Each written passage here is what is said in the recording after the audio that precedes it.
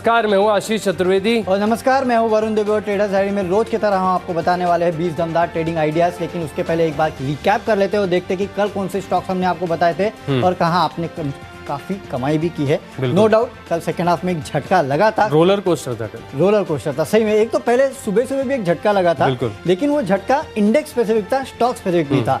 लेकिन second half में वो जो झटका लगा है वो स्टॉक स्पेसिफिक है और नो डाउट काफी लोग का कॉन्फिडेंस हिला है कल, लेकिन देखेंगे वो कॉन्फिडेंस फिर से रीइंस्टेट होगा। लेकिन पहले देख लेते कौन से स्टॉक्स हमने आपको कल बताए थे जिनमें दमदार तेजी हुई है। तो स्पेशलिटी रेस्टोरेंट कल मेरा कैश का स्टॉक था ये, और मुझे याद है कल 20% के आसपास का अपर सर्किट भी लगा था, लेकिन क्लोजिंग में देखिए करीब 16-17% के आसपास के गेंस इस काउंटर में देखने मिले थे। टीटी के प्रेस्टीज यहाँ भी करीब 12% के आसपास के गेंस थे। एलएनटी में करीब 3% के आसपास के गेंस कल के ट्रेडिंग सेशन में देखने मिले। इनफैक्ट एलएनटी ग्रुप के जितने स्टॉक्स थे उनमें कल तेजी देखी गई है। आईएक्स नो डाउट इन कंपनियों की जो शॉर्ट टर्म स्टोरी है वो खत्म हो रही है, लेकिन उसके बावजूद देखिए करीब 6% के आसपास की क्लोजिंग जो है इस कंपनी ने दी है। नो डाउट इसके अलावा काफ़ी सारे स्टॉक्स थे जहाँ पे गिरावट देखने मिली है।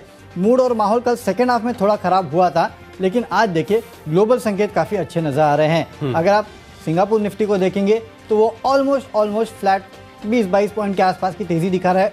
सेम आपको तेज़ी देखने मिलेगी जो हम मंडे को देख रहे थे जब हमने शो शुरू किया था, 20-22 पॉइंट के आसपास की तेज़ी। एशियन मार्केट्स अगर आप देखेंगे तो वहाँ से संकेत जो है वो काफ़ी बेहतर नज़र आ रहे हैं। अक्रॉस एशिया देखिए आपको ज़्यादातर तेज़ी देखने मिलेगी, जबकि आईएमएफ ने एशिया का ग्रोथ का जो फोरकास्ट है वो काटा है, उसके बावजूद एशियन मार्केट्स जो है वो हरे निशान में है। ये एक अच्छी बात है। यूएस के मार्केट्स, यूएस में जो नतीजे आ रहे हैं वो काफ़ी अच्छे हैं और अच्छे नतीजों के बलबूते पे यूएस के मार्केट जो है वो लगातार लाइफ हाइज जो है उसके आसपास अब पहुँच चुके हैं और लगातार वहाँ तेज़ी देखने मिल रही है। तो ग्लोबल संकेत सपोर्टिव है, कहीं कोई दिक्कत नहीं है। दिक्कत एक ही बात है, कल की जो गिरावट आई उसके बाद सेंटिमेंट्स ट्रेडर्स का कितना हिला है, कितना कमज़ोर हुआ है, वो शायद आज आपको ओपनिंग में पता चलेगा। तो उसके लिए आपको वेट एंड वॉच करना पड़ेगा। लेकिन आशीष उसके बावजूद सारे के सारे बाय कॉल, सारे बाय कॉल है, एक भी सेल कॉल नहीं। ऐसे कैसे कर लिया वरुण आपने? क्योंकि ना मैं परेशान हो गया था। मैं आपको बताता हूँ, कल रात को जब मैं स्टॉक्स ढूंढ रहा था तब कोई स्टॉक मिल ही नहीं रहा जहाँ पे ब्रेकआउट है, सारे ब्रेकआउट खो गए, है ना। फिर मुझे ना दोबारा एक बार देखना पड़ेगा कि ऐसा तो नहीं कि निफ्टी कहीं 2-2.5% गिर गया हो। देखा तो केवल 0.3%। बाजार में जिस प्रकार की गिरावट देखने हुई, कितने सारे स्टॉक ऐसे हैं जो ऑफ हाइज अगर आप देखें तो 12-15% की गिरावट वहाँ पर देखिए। और आशीष आप एक बात देखिए, ये 19 स्टॉक्स में गिरावट आई है जहाँ पे तेजी आई थी। बिल्कुल, टाटा पावर, IRCTC, ITC, ये सब वो स्टॉक्स है और ये ट्रेडर्स फेवरेट स्टॉक है। पिछले कुछ दिन में अगर आप देखेंगे तो इनमें लोगों ने जम के कमाई की है और कल एकाएक कहीं ना कहीं इन स्टॉक्स में गिरावट आई। मुझे लगता है ज़्यादा कुछ नहीं हुआ है, किसी बड़े फंड ने या किसी बड़े इन्वेस्टर ने प्रॉफिट बुकिंग की है और वही हुआ है। उससे ज़्यादा मुझे लगता नहीं कि ऐसा क्या हो गया अचानक दुनिया में हटके कि 15% IRCTC गिर जाता है अचानक, ITC 6% गिर जाते हैं दिन में। तो ये नॉर्मली उसी समय होता है ना आशीष, जब किसी को प्रॉफिट बुकिंग करनी होती है और कोई प्रॉफिट बुकिंग करता है। और अक्सर ऐसा देखा गया है ना, ऐसा होने के बाद आधे दिन के लिए ट्रेडर्स का जो सेंटीमेंट होता है वो खराब होता है। कुछ लोग और बेचने आ जाएंगे ये सोच के कि अरे यार प्रॉफिट मिल रहा है ले लो, लेकिन उसके बाद आपकी तेजी फिर रिज्यूम होती है। तो ये ट्रेंड शायद आज भी आपको देखने मिलेगा। लेट्स सी क्या होता है। एग्जैक्टली देखना होगा कि दिन के दौरान ट्रेंड कैसे प्रिवेल करता है। चलिए वरुण, फिर जल्दी से शुरुआत कर लेते हैं, शो का समय हो गया तो स्टार्ट करते हैं कैश की कैटेगरी के साथ। स्टॉक मैंने चुना GMM फॉडलर का। काफी मशक्कत के बाद ये स्टॉक जो है मुझे मिलता हुआ नजर आया, क्योंकि यहाँ पर कल के सत्र में देखे तो 6-7% की तेजी यहाँ पर देखने को मिली।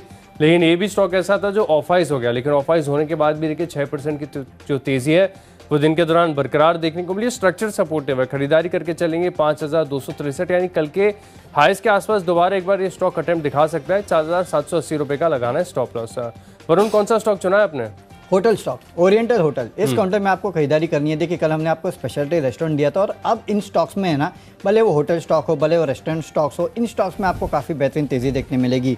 क्योंकि वैसे भी देखिए ओपन अप काफ़ी हद तक अब हो चुका है, महाराष्ट्र भी ओपन अप हो चुका है। इसका इम्पैक्ट तो अक्रॉस आपको बोर्ड्स देखने मिलेगा ही। देखिए इसके साथ साथ इस कंपनी के नतीजे आए हैं और एबिटा फ्रंट पे सबसे अच्छी बात है, ये कंपनी घाटे से मुनाफे में आई है। 14 करोड़ के घाटे के मुकाबले कंपनी ने 4 करोड़ का मुनाफा किया है। सेल्स में 225% के आसपास की बढ़ोतरी देखने मिली है। तो इस नतीजे का इम्पैक्ट जो है आपको इंट्राडे में इस काउंटर में देखने मिलेगा। इसके लिए यहाँ खरीदारी की सलाह दे रहा हूँ। 42 के लक्ष्य आप यहाँ खरीदारी कीजिएगा, 39 का आपको स्टॉप लॉस रखना है। चलते अगली कैटेगरी जो कि फ्यूचर्स की कैटेगरी, और फ्यूचर में मैंने दिग्गज HDFC बैंक को चुना है। आप देखिए कल HDFC बैंक में काफ़ी बेहतरीन तेज़ी देखने मिली थी दिन के दौरान। नो डाउट सेंटीमेंट खराब हुए, उसके बाद ऊपरी स्तर से थोड़ी गिरावट आई, लेकिन अगर आप ओवरनाइट इस कंपनी का एडीआर जीडीआर देखेंगे ना आशीष, तो वहाँ पे काफ़ी बेहतरीन तेज़ी देखने मिली थी 2-2.25% के आसपास की। मुझे लगता है आज यह तेज़ी कंटिन्यू हो सकती है, खरीदारी करके चलेगा 1730 के लक्ष्य के लिए 1650 का आपको स्टॉप लॉस रखना है। वरुण देखिए फ्यूचर्स में मैं बिकवाली कर रहा हूँ। इनफैक्ट मेरा मानना है कि बाजार में ना कुछ स्टॉक आप अपने शॉर्टलिस्ट करके रखिए जहाँ पर बिकवाली की पोजीशन जब मौका देगा बाजार तो वहाँ पे शॉर्ट पोजीशंस भी लेनी है, लेकिन कंडीशनल सेल होंगे। मदरसन सुमी थोड़ा सा टेक्निकल चार्ज पर अगर आप देखें तो थोड़ा सा कमजोर नजर आ रहा है, तो 234 के आसपास की क्लोजिंग है। 228 रुपये तक ये स्टॉक फिसल सकता है। स्टॉप लॉस लगाना है करीब 237 रुपये का। मान लीजिएगा कि कंडीशनल सेल है, बाजार में गिरावट आएगी तभी यहाँ पर फोकस करके चलेंगे। लेकिन ऑप्शन में खरीदारी कर रहा हूँ वरुण, ऑप्शन में एम फाइनेंस यहाँ पर जो है 195 रुपये का कॉल ऑप्शन है, इसमें खरीदारी करके चल सकते हैं। बैंक्स फाइनेंशियल से इतनी बाजार की गिरावट के बाद भी आप देखें तो कमजोर नहीं नजर आ रहे, क्योंकि स्ट्रक्चर बिगड़ा नहीं है, स्ट्रक्चर अभी भी तक कायम है। और मैं मान रहा हूँ कि बाजार में अगर तेजी आती है तो हो सकता है कि यहाँ से बाजार को फर्दर एक सपोर्ट देखने को मिले। तो 195 रुपये की जो कॉल ऑप्शन है इसमें खरीदारी करेंगे 9 रुपये के लक्ष्य लिए, स्टॉप लॉस लगाएंगे 4 रुपये 40 पैसे का। चलिए ऑप्शंस में मैं खरीदारी की सलाह दे रहा हूँ, और खरीदना है आपको L&T टेक सर्विसेज का 5150 का कॉल ऑप्शन। इस कंपनी के जो नतीजे आए हैं वो काफ़ी बेहतर है। अगर आप देखेंगे तो मार्जिन 16.6% का अनुमान था, 18.4% पे आए हैं। डॉलर रेवेन्यू ये भी अच्छे खासे हमारे अनुमान से बेहतर है, और रेवेन्यूज़ हमारे अनुमान से बेहतर है, मुनाफा हमारे अनुमान से बेहतर है, तो हर चीज़ जो है वो हमारे अनुमान से बेहतर है। तो इसके चलते आज आपको यहाँ पे खरीदारी करना है। नो डाउट कल चल चुका है, लेकिन मुझे लगता है कि आपको फर्दर रैली इस काउंटर में देखने मिलेगी। इसके लिए 5150 का कॉल ऑप्शन लेके चलेगा, 460 के लक्ष्य देखने मिल सकते हैं, 330 का आपको एक स्टॉप लॉस भी रखना है। तो चले और उनसे जानते हैं उनकी टेक्नो पिक। डेफिनेटली, तो टेक्निकल पिक है बेसिकली, ये टेक्नो और फंडा पिक है, और थोड़ा बहुत हाँ टेक्निकल एक रीज़न ये भी है, जो कि टेक्निकल रीज़न हम आपको बताते हैं हमेशा कि भाई एफएनओ बैंक से बाहर आ चुका है। तो उसके चलते आपको कुछ स्टॉक्स ऐसे हैं जो कि तेज़ी लगातार दिखा रहे हैं और एफएनओ बैन से बाहर आए, तो वहाँ पे पोजीशन लेना है। इसके चलते इंडाबूस हाउसिंग फाइनेंस, इस काउंटर को आप अपने रडार पर रखिएगा। एफएनओ बैन से जो ये काउंटर है वो अब बाहर आ चुका है, तो इसके चलते आज हो सकता है कि आपको एक अच्छा मोमेंटम देखने मिलेगा। और अगर नहीं भी मिले ना, तो मुझे लगता है कि टेक्निकल सेटअप जो इस काउंटर का है ना, वो साफ दर्शा रहा है कि यहाँ पे आपको एक बड़ी तेज़ी देखने मिलेगी। पिछले कुछ दिनों से मैं लगातार देख रहा था इस काउंटर में तेज़ी थी। कल देखिए, कल के गिरावट वाले बाजार में भी इस काउंटर में करीब 2-2.25% के आसपास के गेंस देखने मिले। मोमेंटम काफ़ी अच्छा है इस काउंटर में। इसके लिए आप खरीदारी करके चलेगा 263 के लेवल के लिए। ये इंट्राडे का लेवल दे रहा हूँ, अगर लंबा थोड़ा आप ले सकते हैं ना पोजीशन, तो मेरे ख्याल से एक बार आपको ट्रेडिंग बेट 290-300 के आसपास के लेवल के लिए इस काउंटर में लेके चलना चाहिए। 248 का इंट्राडे में आप स्टॉप लॉस रखिएगा। टेक्निकल सेटअप बहुत बेहतरीन है, यहाँ पे आपको खरीदारी करना है। तो आशीष आज एनबीएफसी चलेंगे क्या? मैं भी इंडाबूस हाउसिंग फाइनेंस दे रहा हूँ, आपका एमएनएम फाइनेंस है। इनफैक्ट मैं तो सोच रहा था कि L&T फाइनेंस कैसे छूट गया है ना, जस्ट अभी एक थॉट आ रहा था कि L&T फाइनेंस के ऊपर क्यों ना फोकस किया जाए। और कल मैं LIC हाउसिंग फाइनेंस देख रहा था। हाँ स्टॉक्स अच्छे लग रहे हैं, हाउसिंग फाइनेंस हो या फिर आप देखिए एनबीएफसीज हो, इनफैक्ट मनप्पुरम है ना, मनप्पुरम भी। तो ये जो पूरा सेक्टर है ना, कहीं ना कहीं ब्रेकआउट्स दिख रहे हैं पूरे सेक्टर में। स्ट्रक्चर नहीं बिगड़ा कल की गिरावट के बाद भी। वैसे तो क्या गिरावट हुई, 0.3% निफ्टी बैंक इंडेक्स गिरा है, लेकिन फिर भी जो है ना स्ट्रक्चर डिस्टॉर्ट हाई बीटा है, उसके बाद भी गिरे नहीं है। स्ट्रेंथ है, खरीदारी हो रही है। कह रहा हूं कि किसी ने प्रॉफिट बुकिंग की है, ये वही स्टॉक्स गिरे हैं जो कि बहुत चले थे। चलो ये बहुत बढ़िया होगा। हाँ वो चल गए। चलिए ठीक है। देखिए टेक्निकली वरुण मुझे पसंद आ रहा है टाटा कम्युनिकेशंस का। इस स्टॉक में अगर आप देखें तो स्ट्रक्चर बहुत शानदार है, हर बार ब्रेकआउट हुआ है तो स्टॉक ने एक तरफा की तेजी दिखाई है यहाँ पर, और अभी भी मैं मान रहा हूँ कि यहाँ पर स्ट्रेंथ है। अच्छा ये भी स्टॉक कैसा है ना, जो कमजोर बाजार में गिरा नहीं, कल अच्छे खासे जो गेंस है यहाँ पर होल्ड होते हुए नजर आए, लेकिन थोड़ी सी लंबी अवधि का व्यू बनाकर चलेंगे। ज्यादा लंबी अवधि नहीं, केवल 3 महीने का जो है टाइम बेस्ड स्टॉप लॉस आपको लगाकर चलना है। 3 महीने के अंदर स्टॉक परफॉर्म करेगा तो ठीक, नहीं करेगा तो भी एग्जिट करके जाएंगे। तो 1700 रुपए का लक्ष्य होगा। टाटा कम्युनिकेशंस में आप खरीदारी करके चल सकते हैं, 3 महीने का व्यू बनाकर चलेंगे।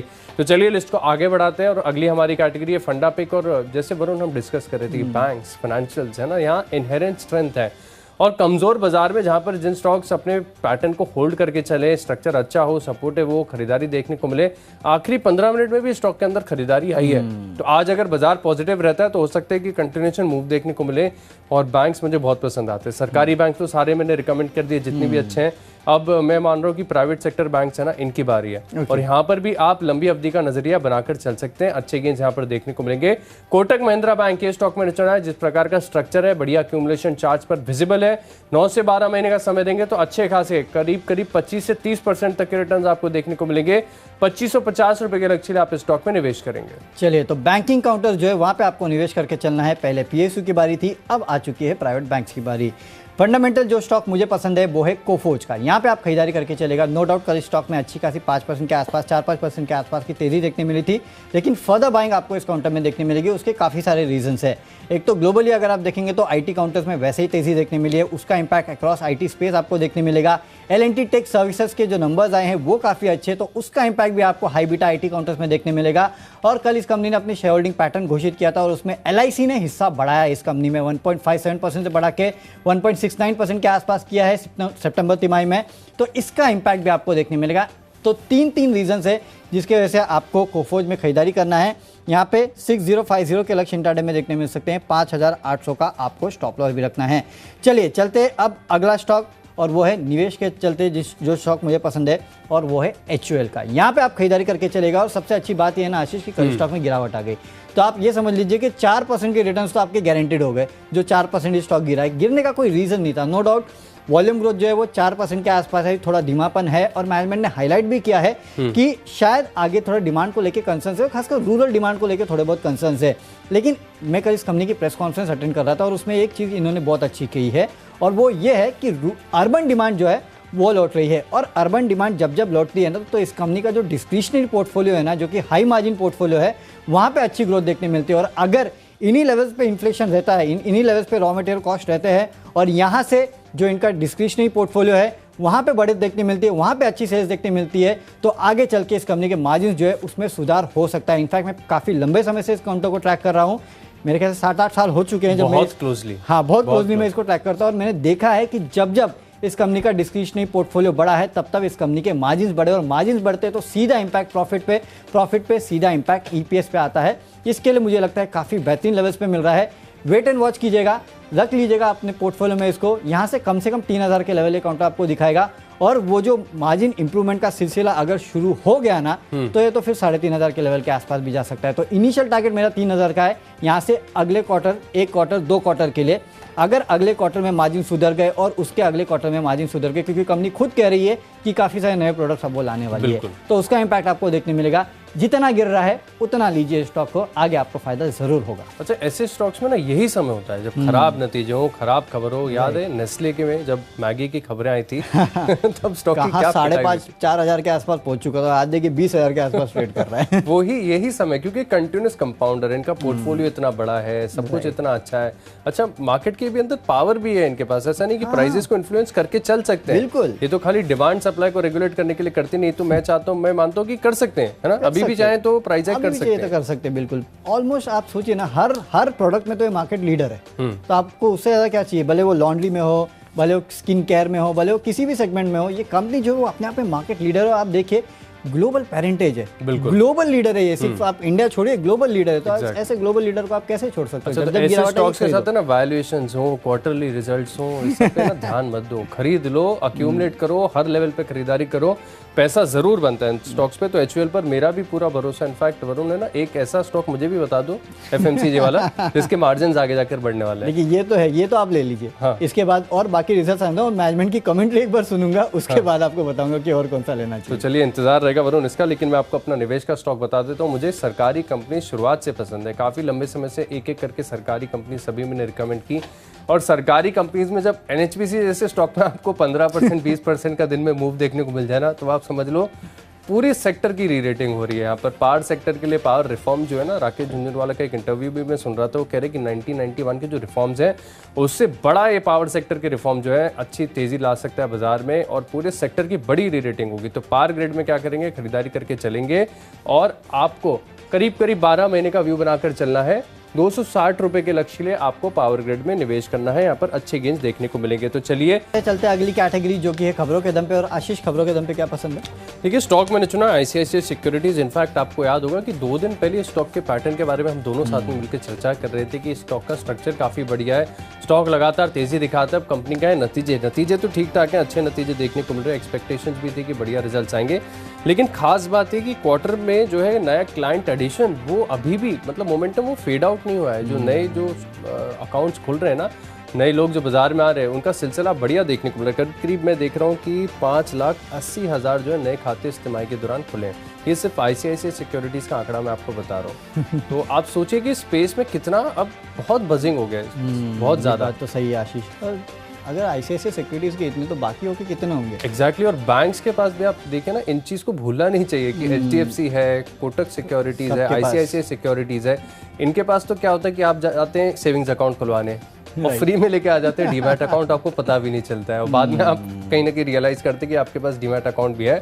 तो ये पूरे जो सेक्टर है ना, इसमें बहुत ग्रोथ पोटेंशियल है। अब तक पिछले 3 साल 4 साल पहले कोई देख नहीं रहा था कि इतने क्लाइंट एडिशन जिनको देखने को मिलेंगे रिकॉर्ड, और अब देखिए कहीं ना कहीं बाजार एक अच्छे स्तर पर आ चुका है, लेकिन जो नए क्लाइंट एडिशन का सिलसिला ना बिल्कुल जारी रहा है। तो खरीदारी करेंगे ICICI सिक्योरिटीज में 850 रुपए के लक्ष्य लिए, इंट्राडे का लक्ष्य बता रहा हूँ, लंबी अवधि में तो स्टॉक कमाल करेगा। स्टॉप लॉस लगाएंगे करीब 803 रुपए का। आशीष, आपने मुझे इसकी टेक्निकल स्टोरी डिस्कस कर ली, फंडामेंटल नहीं कि नहीं तो मैं आज BSE ले लेता क्योंकि अगर ICICI सिक्योरिटीज के इतने क्लाइंट एडिशन हो रहे तो आप सोचिए एंजल ब्रोकिंग और बाकियों के कितने होंगे। तो इसका इम्पैक्ट सीधा सीधा आपको BSE और CDSL पे देखने मिलेगा।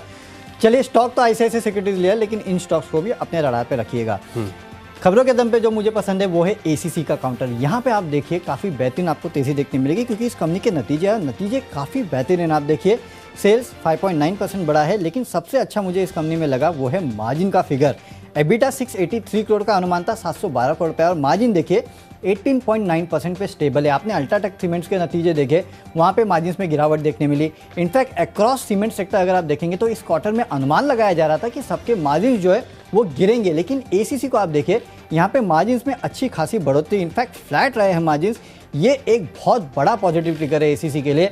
इसके लिए नतीजों के बाद आपको यहाँ तेज़ी देखने मिलेगी। कल वैसे भी देखिए नतीजों के पहले थोड़ा बहुत सुस्त था ये काउंटर, वहाँ पे गिरावट देखने मिली थी। मुझे लगता है कि अब यहाँ पे आपको तेज़ी देखने मिलेगी। अच्छे नतीजे हैं। 2300 के इनिशियल लक्ष्य के लिए आप यहाँ खरीदारी कीजिएगा।